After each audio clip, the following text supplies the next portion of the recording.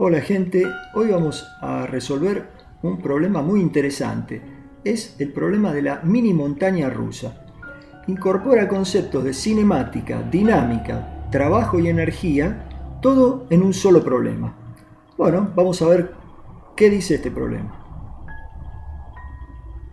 Se trata de una bolita de 0,1 kilogramos de masa que se mueve por una vía como se muestra en el dibujo. Inicialmente se encuentra en reposo en la posición A 1,2 metros de altura respecto de la base, desde donde se la suelta y comienza a recorrer la vía. Lo primero que nos pregunta el problema es calcular la velocidad de la bolita al llegar a los puntos B y C, que están ubicados respectivamente a 0,3 metros de la base y a 0,5 metros de la base, sabiendo que entre A y C no existe rozamiento.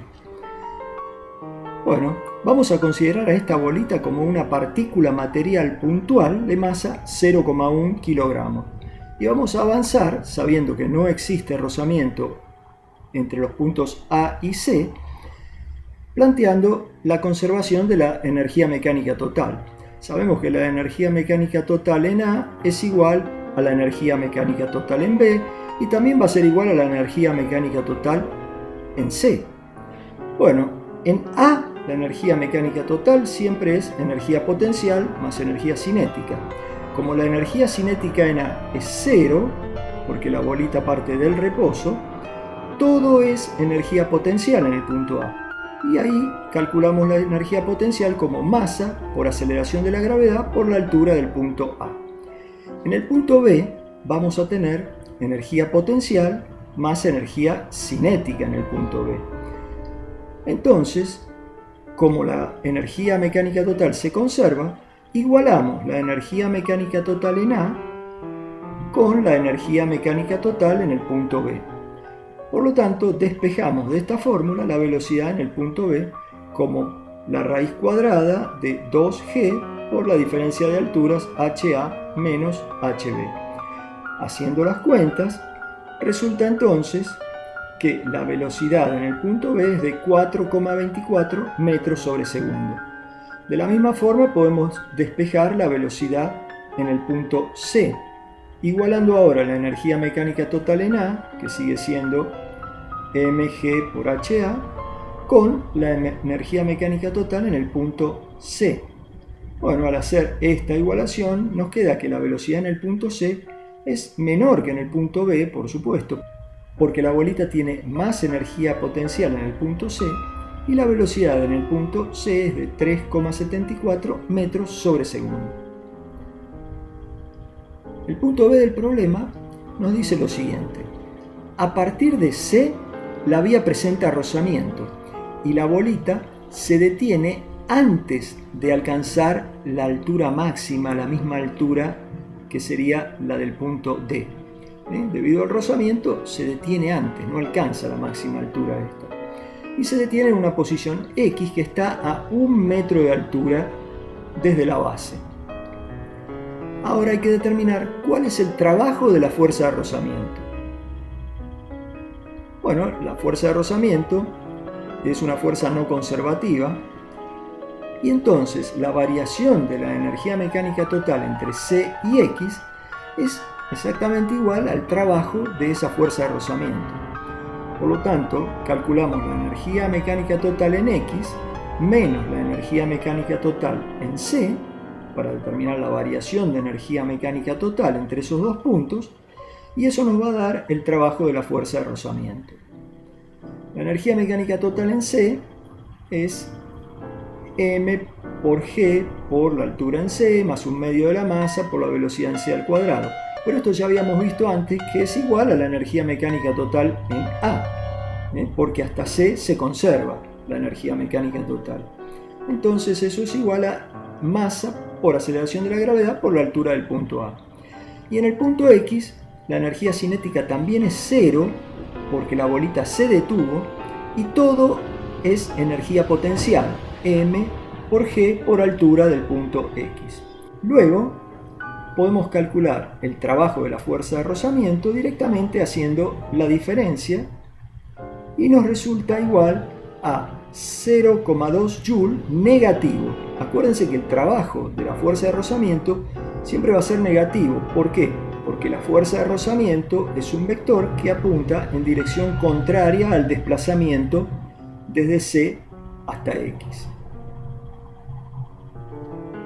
En el punto C nos pregunta lo siguiente: sabiendo que la pendiente de la vía entre C y D en toda esta zona es de 60 grados, estimar en esta zona de la vía entre C y X, donde se venía moviendo la bolita, cuál es el coeficiente de rozamiento mu. Bueno, el trabajo de la fuerza de rozamiento es igual al producto escalar de la fuerza de rozamiento por el desplazamiento. En este caso va a ser igual a menos mu, coeficiente de rozamiento, por n, que es la normal, por el desplazamiento d entre los puntos C y X.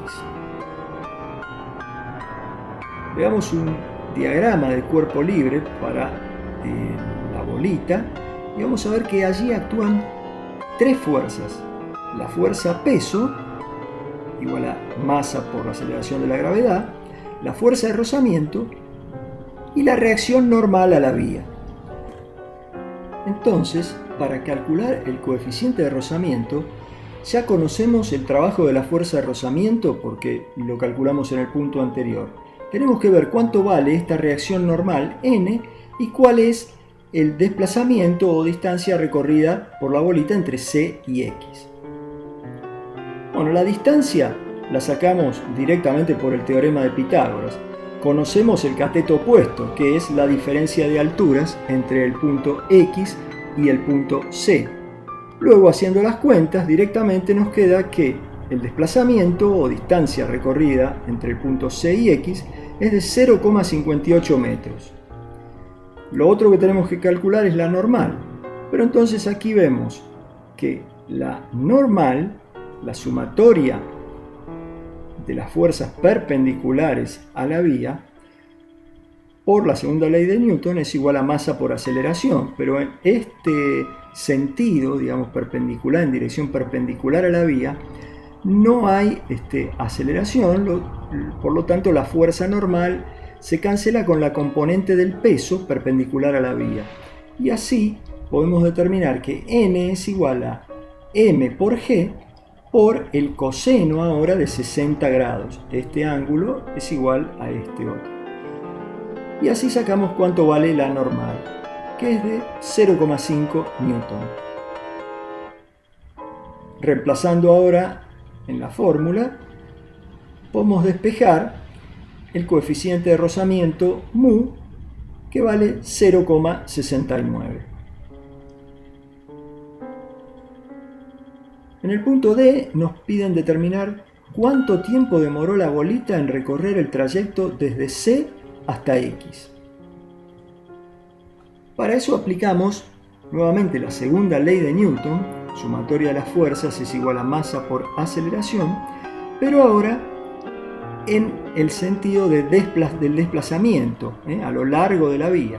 Y ahí tenemos la fuerza de rozamiento menos Fr y la componente del peso paralela a la vía, que lo calculamos como menos m por g por el seno de 60 grados, y esa sumatoria de esas dos fuerzas tiene que ser igual a la masa por la aceleración paralela a la vía, la aceleración de la bolita.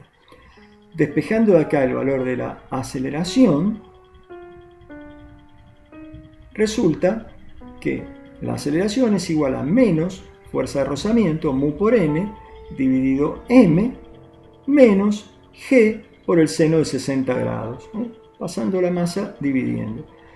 Hacemos las cuentas con los datos que tenemos y obtenemos que la aceleración es de menos 12,11 metros sobre segundo al cuadrado. Aceleración negativa, por supuesto, porque la bolita se va frenando en la medida que va alcanzando el punto X. Luego, Aplicando los conceptos de cinemática, sabemos que la velocidad final, en x, va a ser igual a la velocidad inicial más aceleración por tiempo. Como la velocidad en x es 0, despejamos el tiempo, que resulta igual a menos velocidad en c dividido la aceleración. Conocemos la velocidad en c, que calculamos anteriormente, conocemos la aceleración y despejamos que el tiempo que tarda la bolita para ir desde el punto C hasta el punto X es de 0,309 segundos. Ahora nos piden calcular cuál es la variación de energía mecánica total de la bolita entre A y X. Bueno, esto es simple porque entre A y C la variación de la energía mecánica total es 0 porque no existen fuerzas no conservativas. Y entre C y X hay rozamiento y resulta que la variación de la energía mecánica total es igual al trabajo de las fuerzas de rozamiento, que ya lo calculamos.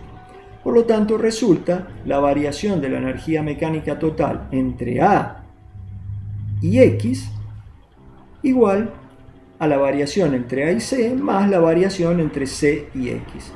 Y esto es igual al trabajo de la fuerza de rozamiento, que es igual a menos 0,2 Joule. Para terminar, nos piden que expliquemos si la energía mecánica total varió y, en tal caso, cuál fue la causa de esa variación. Bueno, sí, la energía mecánica total varió, como vimos, debido a la existencia de la fuerza de rozamiento, que es una fuerza no conservativa de la energía mecánica total. Es decir, la energía consumida por el trabajo de esta fuerza de rozamiento se disipa en forma de calor debido a la fricción de la bolita con las vías, y eso se lleva parte de la energía mecánica total inicial que tenía la bolita en el punto A. Bueno, espero que les haya servido la explicación de este problema, que les haya gustado, y nos vemos la próxima.